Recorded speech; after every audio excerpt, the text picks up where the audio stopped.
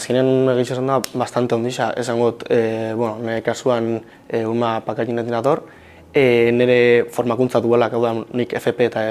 karreri ikasi dut, ingenieritza, bisamekatronikan arluan, eta egitxe zen da nire bi dualak enpresa hortan intut, orduan nire ezagutza danak eta enpresarekiko, lanarekiko, zela funtzionen duen kooperatiba batek kasu honetan bertan ikasi dut. Hortaz gain kanpoan be ikasi dut. Hau da, karrera zen nintzanean hango Erresuma Batuko filialean hor nintzen. Horren, bueno, baita enpresa batek, kooperatiba batek ez bakarrik behan zentruan edo zela lanik duen, baizik eta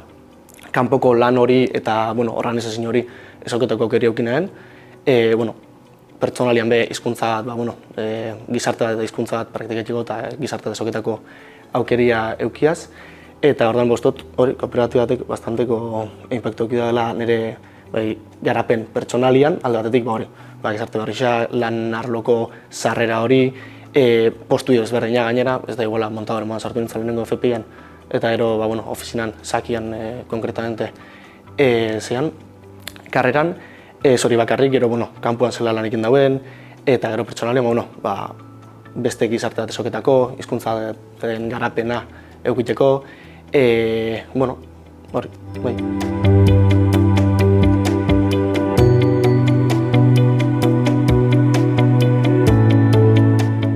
Hori da bastante galdera zaila da azkenean iragarpenana. Nire ustez, gehixen iragartzen dena gaur egun da, azkenean, soluzio izan ezkero, lana finkatuta dakotzula, baina uste dut hori, onura baino kalte handixoa izan lekela. Ez da kalte, esatia igual larriko fuertia da, baina uste dut gehixau kooperatiban funtsa edo zena izan behar litzakela, elkarlan hori, batasun hori, ez dakit, bilatu beharko lekiena da, benetan sozio sartzen den pertsona horrek, lanekiko konpromesu hori, enpresarekiko konpromesu hori eukitia. Hau da, behan zenetik urtetia, ni hemen lan honetan gustora nau, nahiz da, ez dakit, zure ametxetako enpresa izan, ez dakit, bakoitzak behan igual sormeneko ideiak edo okotju ez, behan utopiak, baina ez dakit jakitia, elkarlan honetan, zeo sortzen gabitzela, gizartiakiko onuragarritza izan lekiena, modu batera edo bestera, eta hori, eta benetan, ezkelen ontxe berbaiten egon genean komentau du, ordu gizu hartzeia, ez dakit, batzarrakin behar dian arratzaldetan, ez da, nustez gaur egun arazua da gaztian erakarpenerako pertsona asko dagoela langile ikuspuntua, hau da, ez dago ikusten euren burua benetan enpresan parte. Orduan, nire ustez erakarpenerako ez dakit, zela inbiako litzakeen, baina uste dut,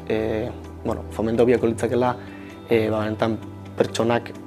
kooperatiban parte izatera, eta benetan, klaro jaietera, pertsona horreik lanean sartzen dianean eta kooperatibiztea dianean ez diala langile hutsak, baizik eta enpresaren gain inpaktua dagoela, gauza asko lekiela, eta benetan enpresa hori eruen lekiela beste danekin elkarlanean ibilita, klaro, gura dagoen lekura edo uste dagoen lekura.